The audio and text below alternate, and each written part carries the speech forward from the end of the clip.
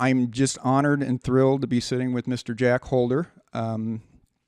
You've been in the news. You've been quite a few places. And Mr. Holder, just to let you know, part of my mission is to talk as many veterans as I possibly can. My dad was a World War II Navy vet. Yeah. He was on a minesweeper. He didn't talk a whole bunch about his experience. I found out as I was his caregiver in the last few years that he had a pretty traumatic experience, and he didn't share that. And that story, unfortunately, I didn't get on camera, but is pretty much lost except for me retelling that story. And the short version is that in basic training, he had some bad teeth, and he was a dental holdover. Uh-huh. And his whole crew from basic was sent on a ship. It was sunk, and everybody was lost. Yeah, let me just, while we're on this line, Doyle, let me just throw in something that until 8 years ago, I never even told anyone that I was a World War II veteran. Even my golfing buddies didn't know it. This young lady here, when I met her, she started asking me a lot of questions. And she finally says, "Well, you got to come out of the closet." That's when I started doing presentations all over the country. Well, so go ahead with your. Well, no, and thank you very much, sir. My dad was on the tow. He was in the New York Harbor, which I didn't. I always assumed he was in some far off land, and I didn't realize the Germans were towing in mines every night. Yeah. And they were towing them out every morning and blowing them up, and that was his whole job. Yeah. So. Again, that's kind of my motivation and why I'm out talking to as many folks as I can. I spoke to a gentleman named Walter Davidson last week. He was a Navy corpsman and was with the Marines at the Battle of Peleliu. Yeah. And he told me about that, and it just I was so honored to be sitting with him as I am with you today. Yeah.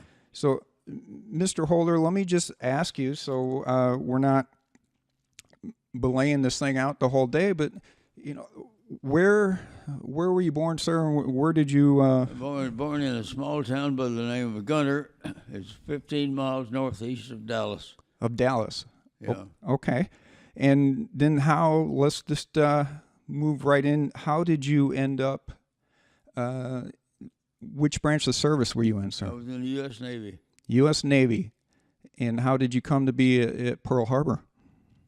Well, to make a long story short, my father was a farmer. As I said, I was born in Gunter, but my father was in World War I when he was discharged. I don't know how he and my mother met, but this was 150 miles away from where he lived prior to going in the Army. My mother and father were married there. We lived there, they tell me, for 1 year. When I was 1 year old, we moved to a small town 56 miles south of Wichita Falls. My father was a farmer. That's the way I grew up till I was 18 years old, doing every type of job imaginable on the farm, plus others. All work and no money. I soon learned that I didn't want to be a farmer. Yes, sir. April the 24th, 1940, I joined the U.S. Navy. Okay. And did I hear correctly that you were an aviator as well? I was an aviator. Okay, so were you an aviator before you went into Navy? Did you have any experience? I didn't have the experience, but I had a longing for the job. My mother had a brother who was an aviator, and I seen him fly, and I knew then that's what I wanted. Okay, so you were able to join the Navy, and they were looking for aviators, or did you have to kind of work your way to it, or how did that work? Oh, I don't know. I didn't ask him if he was looking for him, but I just fell into the open slot, I guess. Okay. And what type of aircraft did you fly, sir? Have you ever heard of the PBY? The Catalina flying boat. Okay. You were flying the boat. I was joined a squadron VP-23, the Catalina flying boat, and based on Pearl Harbor in Hawaii. So since you mentioned Pearl Harbor, do you want to move right up to your time at Pearl Harbor and tell me a little bit how you got there and how events unfolded? Well, I arrived in Pearl Harbor December the 12th, 1940.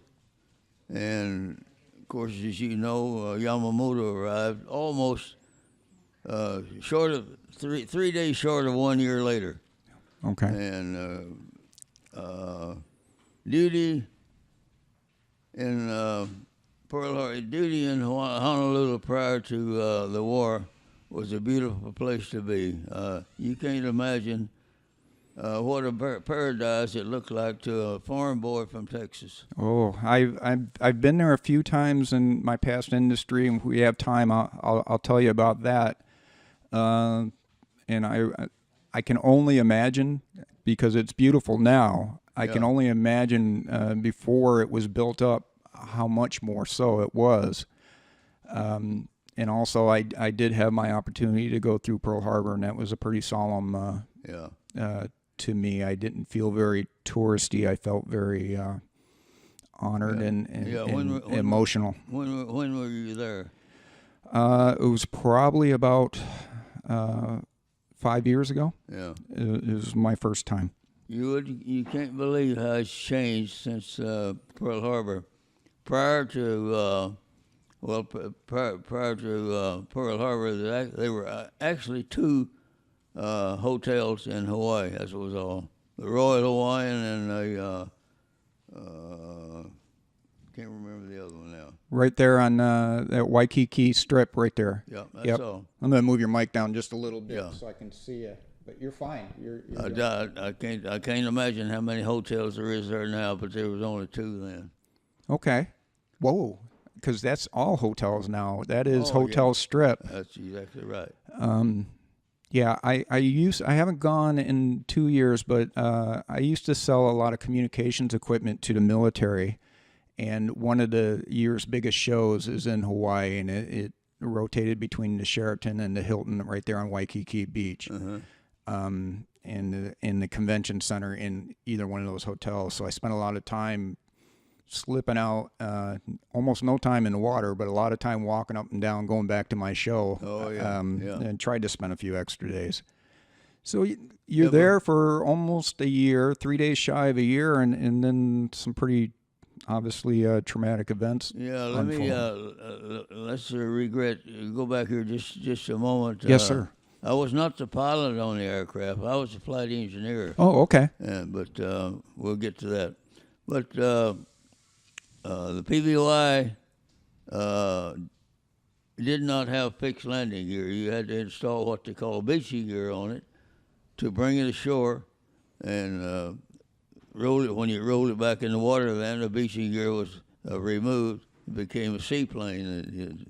It strictly made all takeoff and landings on the water. So you physically had to remove the wheels and put them on every time? He took 7 men in the beach crew to handle that. 3 men on each landing gear on either side, and 1 man on the tail hook. My first 4 months in the Navy was in the beach crew.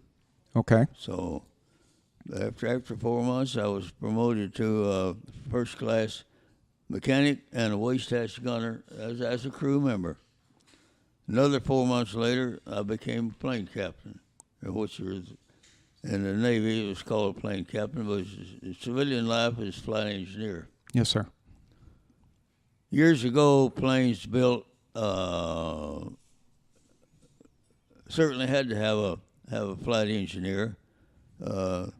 On this aircraft, a pilot didn't have enough equipment even in the cockpit to even start the aircraft without the flight engineer. Okay. So yeah, everything's computerized now. So everything's different now. Understood. But at any rate, that's the way it was. Okay, so you worked on the crew first and kind of worked your way through. Were you a flight engineer when we were attacked at Pearl Harbor? I was a flight engineer. Okay. I was a flight engineer and a plane captain. The difference in the plane captain in the Navy, a PBY crew is 8 men, 5 are enlisted. The other 4 enlisted men report to the plane captain as to the airworthiness of that aspect of his for Right. the aircraft, and then the plane captain then reports everything to the pilot. Okay. It goes from there. Oh, I'm sorry, sir. Go ahead. Go ahead. Well, I was just going to say, I worked in the airline industry for a little while, and we Yeah. would do charter flights for the military, and they would bring in their own crew to do the airworthiness of our aircraft. Yeah. And I walked around with those guys quite a Yeah. few times. So yeah, they're very thorough, and thankfully, and I'm glad they were. Yeah. We loved working with military charters. They were Yeah. not very difficult, and guys loved to. Yeah, I got into some charter work, but that was after the Navy when I was flying civilian life. Okay. Yeah, but we'll get into that later. Anytime, whatever you'd like to talk about, sir. So you gave your history on working with the aircraft. You got your promotion, and do we want to go right into those days, or Whatever you want to do. you tell me how you normally have that conversation, and because it sounds like you have a natural flow of how you like to tell the story, and if Well, so, I do, yeah. go right ahead, sir. After I was promoted to all this, our primary duties then was patrolling all of the Hawaiian Islands. The PBY is built as a search and rescue aircraft, and that's what we done. We was out searching for anything that should not be there. Okay. We patrolled around Johnston Island, Palmyra, all in the Hawaiian Islands. That was our target practice and all this. But Yes, sir. On December the 7th, I had the duty that day, which means you stay aboard, and stand watch. Our section had just fell in for muster when the section leader began roll call. We heard a screaming aircraft. We figured it was one of our own aircraft was about to crash, but moments later we heard a terrible explosion. We run outside the hangar. The hangar beside us, VP-21's hangar, received the first bomb it fell in Pearl Harbor. I've written a book here, which I was going to show later, but there's a picture on there of my squadron of planes that received damage from that first bomb. I'll show you that. He's going to grab one. Okay, yeah, George is grabbing it. But actually the planes were only 2 weeks old. We just returned from San Diego. Oh boy. Okay. Were you on high alert? Was strategically important? You figured, or was it? We had no idea this was about to happen. For many years, I blamed Admiral Kimmel for this, but come to find out, he didn't know any more about it than I did. Okay. Wow. So the shows you see are pretty accurate in saying that nobody really expected anything. In that aspect, they were very accurate. However, FDR and Admiral Stark were briefed every morning on the exact position of the Japanese fleet. We had 5 listening stations set up around the world. One in the Philippines, one in Alaska, 2 in San Francisco, and 1 on Wake Island. By triangulation of all these listening devices, they pinpointed the Japanese fleet and gave the message to the FDR and Admiral Stark every morning. Okay. It's believed now that FDR wanted this to happen so we could join the British in their fight against Hitler. Right. And in retrospect and thinking about this, it might have been a pretty good idea. What would have happened to us if Hitler had been successful? Yeah, that's a absolutely scary thought, and I shudder to think what would have happened in this world if he would have been successful. It's an awful thing to say that bombing of Pearl Harbor might have been a nice thing, but it actually it's true. Yeah. Well, maybe not nice, but productive. Yeah, exactly. Well, I know just my little bit of time in Pearl Harbor that there was a tremendous job refloating boats and our ships, yeah. and Yeah. boy, if we wouldn't have been able to do that, we'll absolutely get that here in just a minute, sir. Yeah. We'll get you on camera. Yeah. But the tremendous job of refloating those ships and getting them up was nothing short of a miracle from what I saw. Yeah. But let's go back. So that first bomb hits. It so happened, Doyle, that one of my shipmates remembered there was a sewer line under construction behind our hangar, and he said, "Let's go to the ditch. Follow me." We all ran, jumped in the ditch, sat there clinging to each other, wondering what was going to happen. And I've had people ask me so many times, what were my thoughts were at that time, and I guess, excuse me, my most vivid remembrance of it is, God, please don't let me die in this ditch. And we sat there clinging, as I said, I don't know how long we stayed in the ditch, but one of the pilots seen us, circled, strafed the ditch with machine gun fire, and missed us probably about 3 or 4 feet. Oh, boy. I asked Mr. Davison last week when I talked to him about his time in battle, and he had some cataracts, so he was having a hard time seeing, but his eyes were mostly closed when he was talking to me, and I asked him, when he retells these stories, does he see them in his head? And he said he absolutely did. Yeah. Do you as well, sir? I see everything there. I remember things. It's so devastating. You can't forget it. The pilot that strafed us, I can remember now seeing him coming down, the leather helmet, grinning white feet, white teeth, the whole show. The whole detail, yeah. We're learning now that in times of severe stress, your adrenaline and other things kick in, endorphins, and they help you remember. Sometimes they help you forget, depending on things, but they put you in your fight or flight kind of mode and kick things up a gear that normally you wouldn't be able to do. Yeah, she just brought that in. I was going to tell you, I've written a book on this, Doyle, and that's the name of it, Fear, Adrenaline, and Excitement.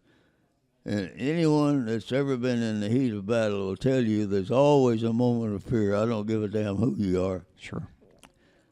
But from the moment of fear, and it's followed by adrenaline, when it kicks in, then it becomes excitement. You want to get in the act. You want to be a winner. You know you've got a battle you've got to win.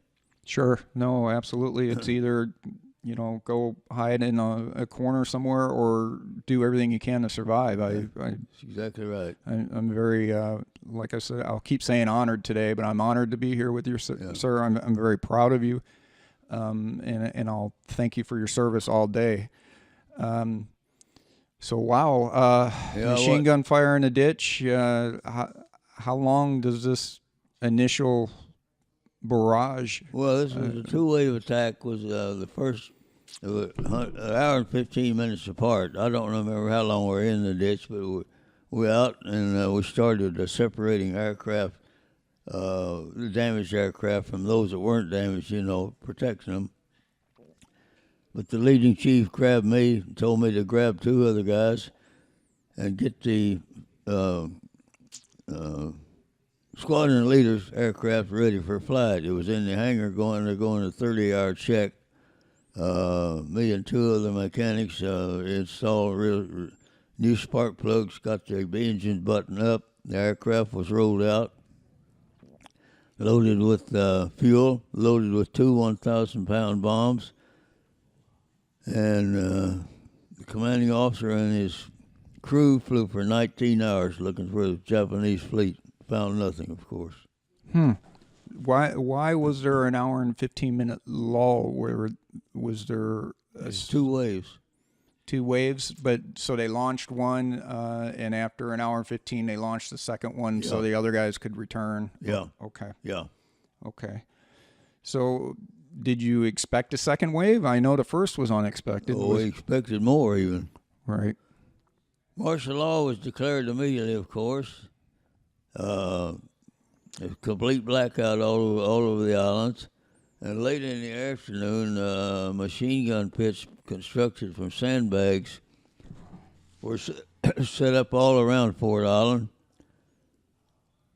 2 shipmates and I manned one of them for 3 days and nights, dining on bologna sandwiches, coffee, fighting mosquitoes, and everything. Every noise we heard, every ship noise or every aircraft noise we heard, we thought was the Japanese fleet returning. Of course, that didn't happen. On the 4th day, we were allowed to return to our barracks. All the lockers had been broken open to retrieve white clothing for bandages. We were also at that time issued a postcard with 2 inscribed inscriptions.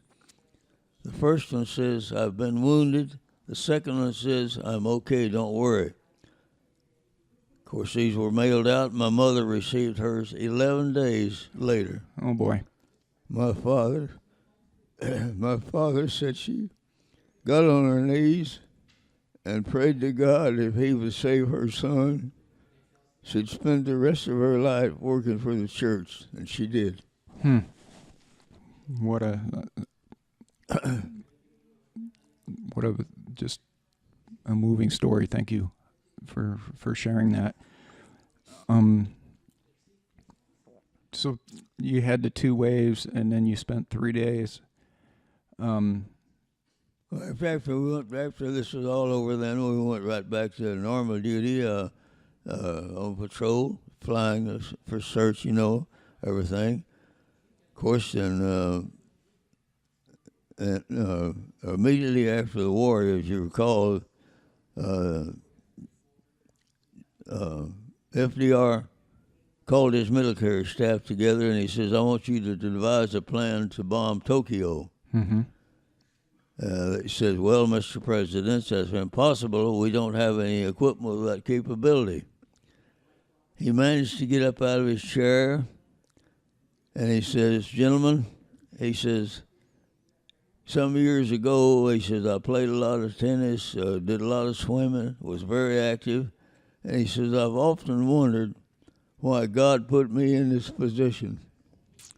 He says, "So I can look at my military and see defeat."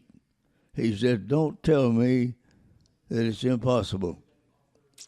That's when Jimmy Doolittle was called and told to put together a group of capable flyers, start training in the B-25 and very short field takeoffs and landings. Okay. He selected the group, and he says, "Gentlemen," he says, "I can't tell you where we're going, but we're going on a mission from which we probably won't return. If you'd still like to go, step forward." Every man did. B-25s were, they removed all the armament in them and removed a lot of things that weren't necessary so they could make room for more fuel. Yes, sir. And started training. April the 2nd, 1942, they were moved aboard the Hornet and were told at that time that their mission was to bomb Tokyo. April 18th, en route to Tokyo, 650 miles from Tokyo, but 250 miles short of their planned launching point, they were spotted by a Japanese fishing vessel. And Admiral Halsey said, "Well," he said, "I know our position has been reported," so he turned both ships into the wind and flank speed launched 15 B-25s. Okay. They all reached their targets, dropped their bombs, but only 72 men out of the 80 survived. Okay. First one died when he bailed out of the aircraft. 3 died in the crash. I think 4 was captured and 3 were executed. Oh, okay. But Was to tie it into last week's conversation was the part. I'm just catching up on my history here, but are you familiar with the Battle of Peleliu? no, not too much. Okay. Well, there was a argument between all of them about the importance of that battle, and it turned out to be the largest casualty percentage of Marines in any battle in World War II. Mm-hmm. And MacArthur's plan was to take that island, and they thought it would be more or less 1 to 3 days. Mm-hmm. What they didn't know is the Japanese had anticipated this, and it was made of a lot of coral, so they sent miners in there and dug trenches and dug caves and everything else, and the barrage they laid down on the island was pretty ineffective. Mm-hmm. So when they approached the island thinking nothing was going to happen, unholy hell was released on them. Yeah. But there's controversy today whether or not that island was really needed, and it took, depending on what you read and who you talk to, 30 to 60 days, and they thought it was going to be maybe 24 hours to 72. Yeah. So, yeah, the lack of communication compared to what we have today is just astounding in what you learn and what you see in hindsight, of course. Mm-hmm. So the main point of that story I was trying to relay is they were looking for a refueling station for bombers, and that was one of the islands they thought besides Midway that could be a refueling station. So immediately after the Doolittle raid, naval intelligence began receiving repeated messages using the letters AF and AO. They had broken the Japanese code to a point. They knew that one of them meant Midway and the other one meant the Aleutian Islands, but they couldn't determine which one was which. Okay. Chief of Intelligence told Nimitz, he says, I've devised a plan to ascertain what they mean. He says, we can send out an uncoded message saying Midway has just had a freshwater condenser failure. Nimitz says, send it. The Japanese took the bait. They sent out a coded message saying AF has just had a freshwater condenser failure. So they knew then what the letters meant, but they still didn't know if the Japanese were preparing for the Aleutians or Midway. Okay. Nimitz says he believes it's going to be Midway. Washington was not fully in agreement with it. They sent a courier to talk to Nimitz, and the courier asked Nimitz, says, what if you're wrong? And Nimitz asked him, he said, did Washington send you out here to tell me not to go to Midway? He said, no. He says, well, then you return to Washington. He then launched the 3 aircraft carriers in one position in Midway and the rest of the fleet in another. Okay. My squadron left Pearl Harbor for Midway May 26, 1942, and began the search for the fleet. June the 3rd, we found them, 450 miles from Midway.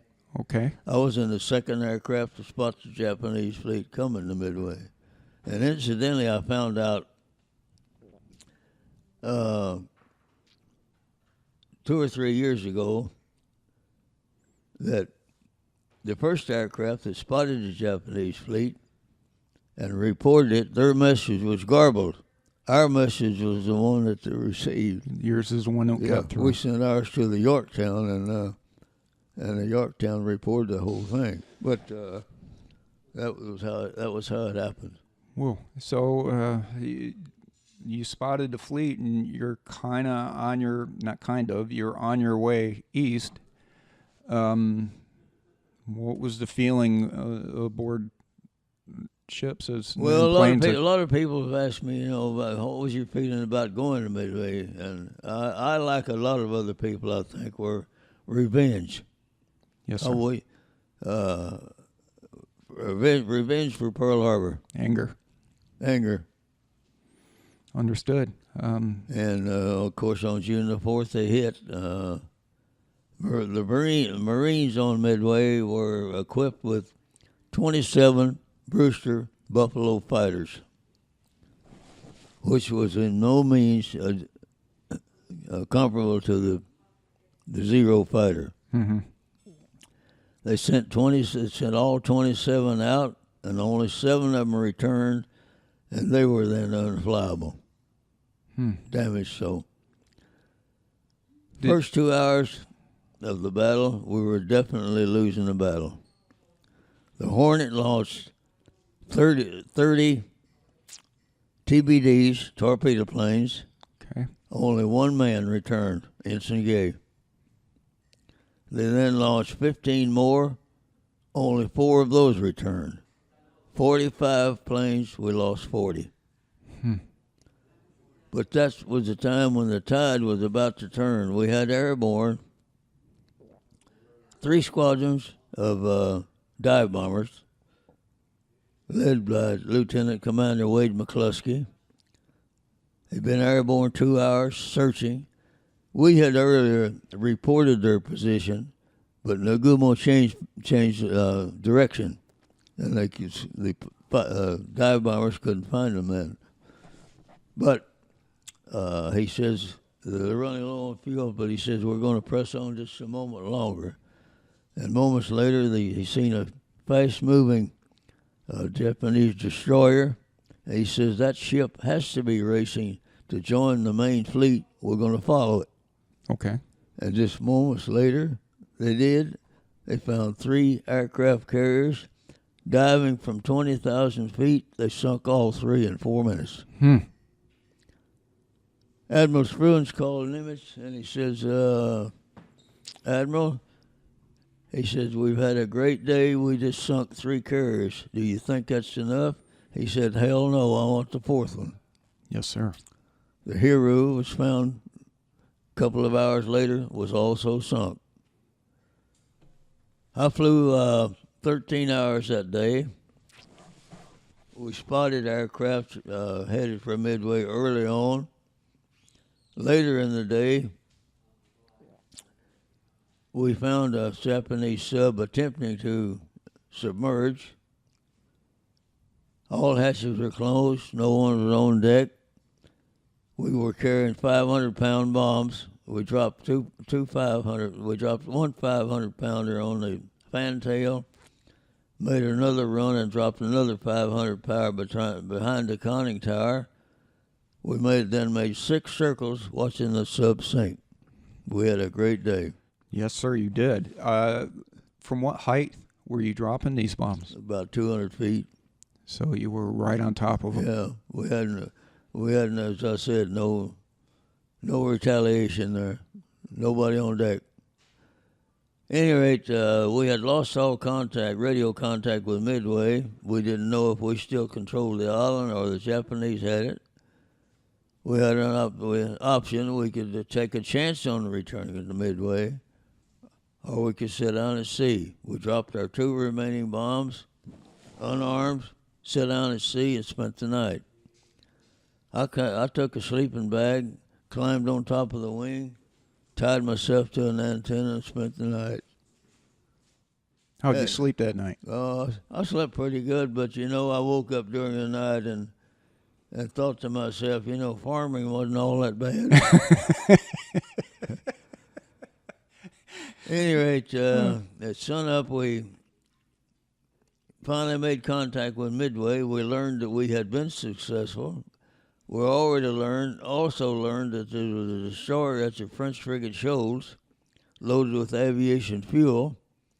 We took sunshots, determined our position, flew to the Shoals, refueled, went back to Midway. The next day, all search planes were out searching for downed seamen, of course. We found one late in the afternoon, but we were too low on fuel to land. We radioed a sister ship. They landed, picked up the two gentlemen, took them back Okay. to Midway. The next day, I returned to Pearl Harbor. Had 5 days, glorious days at the Royal Hawaiian Hotel, but that was short-lived. July the 2nd, I was on my way to Guadalcanal, Okay. where our first duty there was tending off the Curtis at Noumea, New Caledonia. And the first 2 months we were there, though we were definitely losing that battle.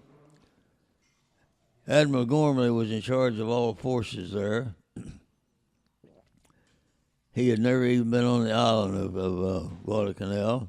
He sent a communique to Nimitz saying, "My forces are inadequate. I can no longer handle the situation." He was immediately relieved by Admiral Halsey. Halsey come aboard. In fact, he come to our ship, as I said, tending off the Curtis, shook hands with everybody, and immediately moved our squadron to Espiritu Santo, which is 300 miles closer to Guadalcanal. He then went to Guadalcanal, visited every unit on the island. He says, "We'll no longer allow the enemy to call the shots." He says, "We'll kill every son of a bitch on this island, and I'll be right there with you." Things begin to change. In January of 1943, I received orders to travel to San Diego. Incidentally, I flew 48 missions over the islands, but Guadalcanal and the islands, all the Solomon Islands.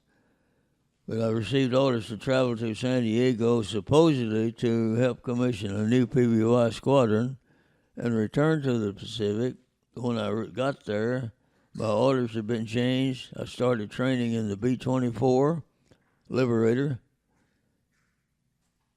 And 2 months later, I spent 2 months there training, moved to Argentia, Newfoundland for another 2 months. April of 1943, I was in Dunkswell, Devonshire, England. I flew 56 missions over the English Channel and the Bay of Biscay, which is the western coast of France, in a B-24. Wow. I'm one of very few that participated in both theaters. Okay. The other one was a Seacraft, and this one was obviously a more traditional bomber. Yeah. What was your role in the bomber, sir? Oh, same thing. Flight engineer. Flight engineer, plane captain. Okay. Excellent. Yeah. And how many missions again over the 56 missions. 56 missions. 56 missions. And you'd already done 48 over the islands. Yeah. So over 100 missions you flew. Yeah. How many other that you know of flew over 100 missions? I don't know. Really don't know of any that flew any more than that. Right. These were not. In the straight bombing runs, they were limited to so many, but we were not limited. Ours was strictly submarine patrol. Okay. We're out there by ourselves searching. Okay. Gotcha. No formation stuff. So I also managed to shoot down a ME-109. In addition to plane captain, I was also the top turret gunner. that was going to be my next question. Yeah. Is you were out there on your own. How did you protect yourself? And did you run into enemies looking for you? And yeah, we had a lot of ME-109s out there. Air to air. And a lot of times, when you jump by the enemy aircraft, you dive into a cloud, to get away. But you come out the other side of the cloud, they'd be out there waiting for you. Mm-hmm. This so happened one time that we did dive into a cloud. When we came out, an ME-109 was passing right in front of us. All I had to do was squeeze both triggers. Just right time, right place. Yeah. Well, compared to warfare today, it was definitely a different time and a lot more personal and up close. Obviously, I don't say that lightly. Yeah. So you were you're doing your bombing runs over the English Channel, looking for submarines. You're doing air to air, and you do your 56 missions. Where do you go from there, sir? Well, June 1944, I received orders to travel to Chincoteague, Virginia, to help commission another B-24 squadron. Okay. But the war was, as you know, was starting to dwindle down at that time.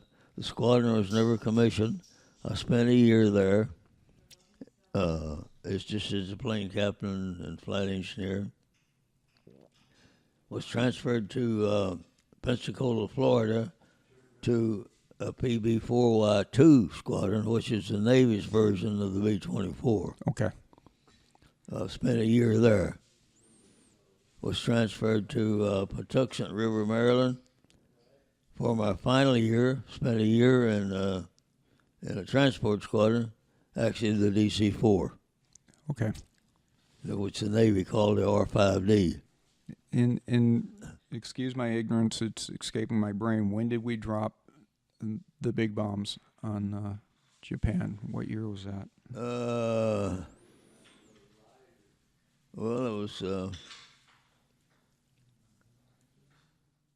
Well, you were Had to be 47. right. You were definitely in the service at that time. Oh yeah. What was how did you get the news that we had dropped those weapons? Well, we got the news flash. I think it's when I was stationed in Pensacola, and of course it was mighty enjoyable news. And I'll tell you what happened after that. Then to make it more enjoyable, in fact, I'll tell you right now. After the last few years, 2014 and on up to the present, we've been Pearl Harbor survivors have been invited back to Pearl Harbor. Yes, sir. For a reunion. Also, I was invited back then for the 73rd anniversary of Iwo Jima. Right. We went to Guam, Tinian, Saipan, and Iwo Jima. And I walked down the runways at Tinian where the Enola Gay took off on this great mission. Wow. That was quite a thrill there. I have obviously to the smallest degree, but like I told you, I sold communications, and I've had a chance to walk on a few Air Force bases that you can still see the ramps. They don't go to anything, but you can see the ramps, and I could see in my mind, my imagination, the trucks backed up to these ramps, and it was a munitions area, and they were loading. I could see it loading these trucks and taking them over to the planes at the Air Force bases. But I mean, the feeling that you must have had walking that runway Oh, it certainly was. And also they showed us the actually underground space they had made to hold the atomic bomb before they loaded it. Whew. Yeah, we didn't have very many of those, so they were precious cargo, weren't they? Oh boy, yeah. I can't imagine. Well, we didn't know a lot about them, so the guys handling them probably just thought they were just big bombs. I'm right? sure they did, yeah. I'm sure they weren't told. You know, in 1960, I met Jimmy Doolittle in a restaurant in Los Angeles. Okay. In 2016, I was invited to Washington, D.C., to Americans Veterans Center for a presentation there, and I met Jimmy Doolittle's co-pilot, Dick Cole. Okay. He's the only survivor of the raid. He was over 100 years old then. Right. Oh. Had a long conversation with him. Do you want to share any of that conversation, or? Oh, I'll be happy to. He's in a wheelchair, but he still had a sharp mind. Yes, sir. And course, I think I did too. But we had and they prior to that, a few years prior to that, each day of the year, they break out the brandy and share a little brandy. Mm-hmm. They stopped that, but the meeting we had there, all the people we had there, you can imagine all the people in this gathering. They served wine to everybody in the room. Yes, sir. I wish I'd known. I brought a little brandy today. I mean, we could have sipped a little while we were talking that's today. That's right, yeah. Oh, boy. I'm invited back there again this year. You going to make it? Oh, yeah. When is it? October 25. Okay. Yeah. Oh, I'll watch for that for sure. Yeah. Wow. So, did you get out shortly after that? Did you? I was discharged April 1948. Went straight to Brandon Airways. Yep. Went to work as a mechanic. Also went to school, got my civilian flight engineer's rating. 1950, I moved to Los Angeles. Went to work for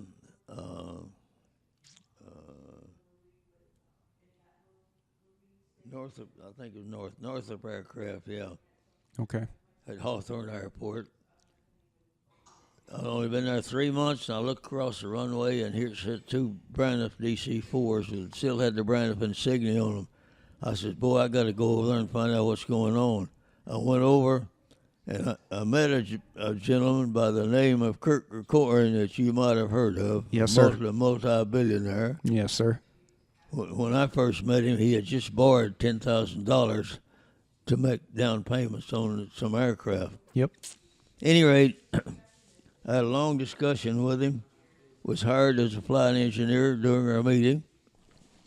3 months later, he put out an edict, said that all flight engineers are going to have a pilot's rating and an instrument rating so they can double as co-pilot. I didn't have either one. I went out and bought a small aircraft.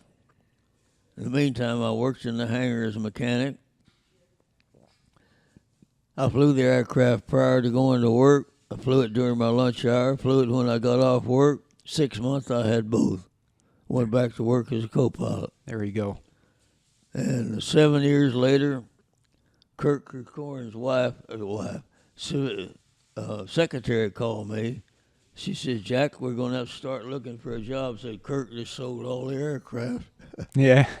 I know the Braniff story pretty well. I worked for Southwest Airlines. Oh, yeah. And that was a cautionary tale, Braniff Airlines was, and as well as Eastern and everything else. We used to be showed a video where it says, don't get cocky, because there's a lot of people that were number one and got complacent and lost their place. So we had those stories, Braniff and these Eastern, kind of drummed into us, like, be careful. Yeah. Anyway, then I went to work for a Union Oil Company. Flew I was a captain, flew captain for as a corporate pilot. We had a Twin Beach DC-3, 340 and a 440 Convair, which were both converted to prop jet 580. Okay. Which was a great aircraft. Flew that for 10 years. Okay. And my wife finally wanted me to give up flying, which I did reluctantly. I did. Another mistake I made. Well, you weren't 65 yet. It was 65, right? Or was it younger than? No, I was 65 then. Okay. But Allied Signal, which is now Honeywell, a lot of people there had wanted me to come to work for them. So when I quit flying, I did. Okay. I went to work out of the Phoenix division. Was that in aircraft parts or? Well, I was. My first job was field service representative. Okay. Which you go work with a customer to help them. You go there and you represent all the products that your company, Allied Signal, has on that aircraft. Right. My first job was with Hawaiian Airlines on the DC-9. Okay. Spent a year with them. My boss came out to see me about a year later, and we're talking to the purchasing agent, and he told her, he says, you need to do this. She says, Mr. Holder's already done this for me. He repeated it a second time. When we got out of the meeting, he said, you need to do it. You need a better job. 2 weeks later, I was in Braniff. Okay. I spent 4 years there as an Allied rep then. Okay. And I received a phone call from my boss saying, he said, how would you like to go to London? I says, I guess what you're telling me is I'm going to London. Exactly. He says, no, but he said, I would sure like for you to. I went to England. Went there, it was BOAC then, which is British Airways now, but spent 5 years there with them. Got a urgent telephone call, said, oh, we got to have you back in the office. I'd always wanted to buy a new Jaguar, come back aboard the Queen Mary. They said, no, hell, we got to have you now. So I had to fly back, of course. You didn't get your Jaguar? No. I drove 3. I had 3 of them while I was there, but I didn't get to bring one back. That's when you had to buy them over there, right? That's right. Okay. At any rate, I came back to the office, and I've spent 3 years there as a customer service engineer. Got a little crossways with my supervisor. I left the company after 13 years in the field. Moved to Tyler, Texas.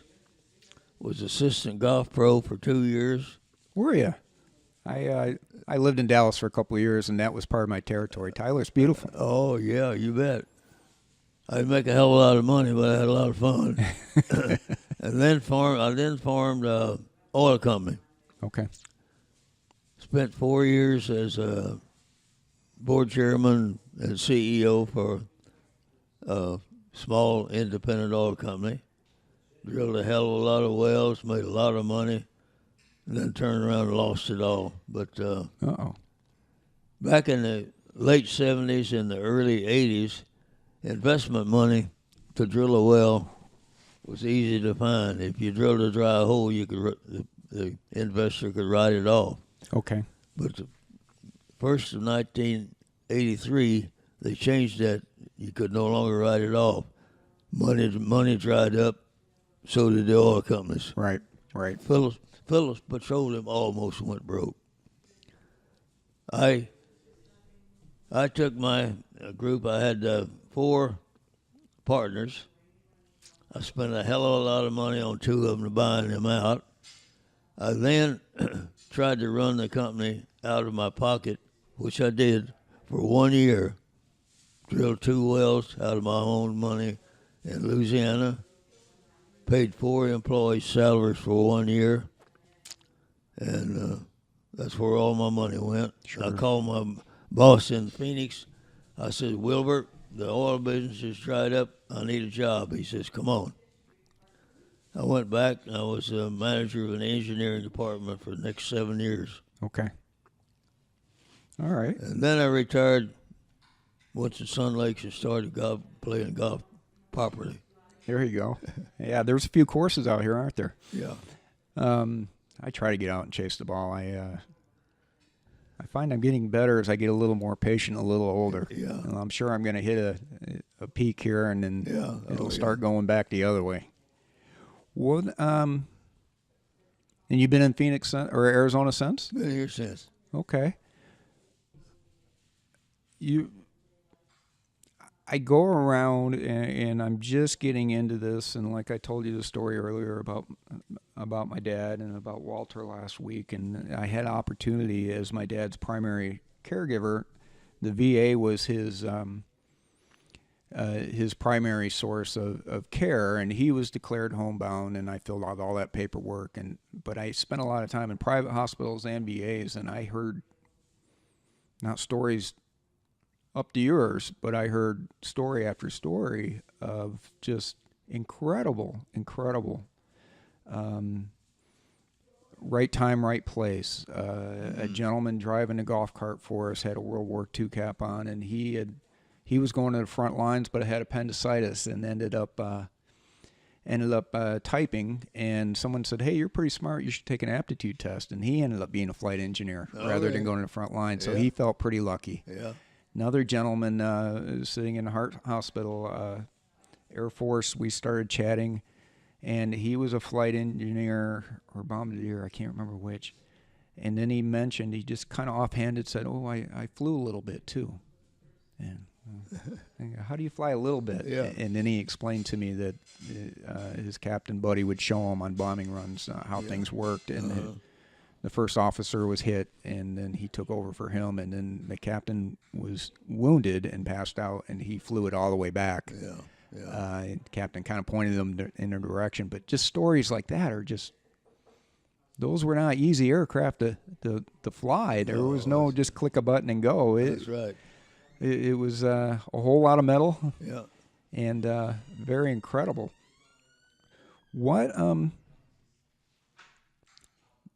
I read the news article, which I'm glad it had a happy ending about the swindle. Of the funds. Do you want to talk about that at all? Or I don't mind. I don't mind. I'll summarize the story, and you can jump in. But what I read in the newspaper was that someone called pretending that you had won a contest, and was able to get some information out of you, and using your own money to make it look like they were giving you money, and got your life savings. And then the happy part is, someone went out and started a GoFundMe, which I saw your video where you said, "I didn't know what a GoFundMe was," and some funds came around and you got it back. But I'm sure that first part was not a fun time for you, sir. No, that's not the way it happened, Doyle. Oh, okay, that's the way it was. I saw it. No, I'd love to hear the right way, sir. The reason I got in the way I got into it, to show how stupid I was to listen to it. The previous year, I had ordered month after month after month articles from Is that Publishers Clearinghouse? Publishers Clearinghouse. I knew they had my name on record a million times if they kept them on all the orders I made. So when I got the call, that I was going to received all this damn money, I said, well, maybe it could be true because I know they've got my name on record and everything. But that's the way it started out, and then I should have known, but it was all foreigners, that I was getting the telephone calls from. But they called and said, we got $4.5 million for you and a new Mercedes. And the guy says, we're flying in the new Mercedes to Tucson. We'll be there. Tell me when it'd be there. And so-called the way it sounded, when he got there, he called me from there. Said, boy, his car sure looks good sitting on that truck, and all this shit. But that's the way all of it happened. And he said, we'll be there at 2:45 tomorrow, So, and the first money they said, well, we want you to go to the bank and open a new account and everything. And they said they're going to deposit money in my account. Well, they did. I checked with the bank, and the money that they had deposited there. What I didn't know was they had drawn money out of my original account and put it in this account. Ah, gotcha. Okay. And again, being caregiver for my mom and dad, mom's still around, by the way, but they have their phone, and they would get 9 to 10 calls a day on everybody in the sun trying to sell them something. Once they got on that list, and at one point, my dad had told me that, well, the phone company has called, and we're paying $20 a month for phone. They're going to give it to us for $9.99. And I repeat this, so just in case somebody hears this, and I thank you for your story, because if somebody hears it and we stop one person, I mean, that's a great thing. So he said, it's a military discount, and they're giving me $9.99 a month for phone service. And I said, well, that's great, Dad. And then we got the first bill. It was still his original phone service. They had just added long distance, which he didn't need, for $9.99 a month. And I called them, and it was a foreign operator, and they immediately refunded because they didn't want the trouble, and they were going to go out and fleece 100 other people. I still get calls from Jamaica. Sure. It's just, it makes your skin crawl. Yeah. There's no other great way to put it, and there's people just old and young that fall for it every day. Yeah. It is absolutely not a fool's game. It's just a matter of numbers for them. If they call enough people, when this happened, I was a bank with Bank of America for many years. When this happened, I went into the bank one day, and one of the ladies there says, I also got the same scam with the same thing. So even the bankers. Yeah. Well, you look like you're doing pretty good today, sir, for your... How old are you again? Be 97 in December. 97 December. Congratulations. I can't wait to see that. Are you going to have a party, or what's your plan? Got to. Yeah, I'm trying to get well. I've had a bad night of 12 months plus. March 16, 2017, I went out and went to a friend's house and had a lot of corned beef and cabbage. Okay. I woke up at 11 o'clock that night, so sicker than I've ever been in my life. Everything. I made it till 6 o'clock when I went to urgent care. They examined me. The guy said, you got pneumonia. Uh-oh. So that's what started all. And I couldn't get rid of the pneumonia because she said when I laid out horizontal, I was getting pneumonia because food was going down my windpipe. Yep. So I still got the tube. I got a tube in my stomach now. Okay. But nope, that's I the reason understand. I couldn't get rid of it. Yep, and we fought that with Dad a little bit, Yeah. and that he would build up fluid, and Yeah. and we were always kind of adjusting medication on his heart and everything Yeah. else. So I'm glad you're still around and here to tell a story, and you told it very well and with great recollection, and I'm finding that to be the case always, because it's so ingrained in your memories that it's not something you forget. My VA nurse, who you might know, Rob Blanchard. I've not met that one. No. Yeah. At any rate, he's about 50 years old. He said, hell, you got better memory than I have. Exactly. Is there anything else you'd like to talk about today, Jack? I'm here for you. I just like you say there, I when I was interviewed by one of the gentlemen at down at Phoenix newspaper, I told him I'd like to publish some of this. He says, do you know how many people are going to say how crazy you were? I said, well, if I can prevent or save some gentleman from going through what I went through, it's worth it. Yes, sir. So that's what happened. And you're inspiring me. I have some things that I'm going to do down the road, and it's exactly the same reason. And maybe I'll tell you off camera, but not ready to share that just yet. But thank you so much. I can't tell you enough what it does for my soul and my heart to talk to gentlemen like yourself and hear that firsthand. I appreciate it, Doyle, and like I said earlier when I said, that I never even told my golfing buddy I was a World War II veteran. Since then, I've made presentations all over the country, and I've made so many of them to a younger generation who appreciate it and enjoy it. It's a joy for me to do it for them when I see that they enjoy it. Serves a purpose. Absolutely. I went on a 2012 World War II honor flight to D.C.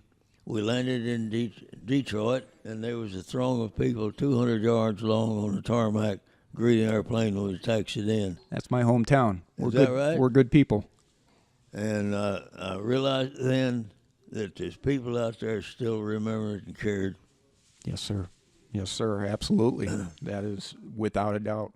Well, I'm going to figure out how I can get your book before we leave. Okay. We're going to get some pictures of your poster board here, and I'm Sure. going to get some pictures with you. And with that, you wore me out. I'm going to shake your hand and say thank you. And then, My pleasure, Doyle. Jack, thank you so much. Yeah, thank you. And we'll get this to everybody and show them how you can watch it and you can show it here. And I put it on YouTube and Facebook and on the internet, basically, and trying to get the story out to as many people as we can. Oh, great. Appreciate it. Thank you, sir. Thank you.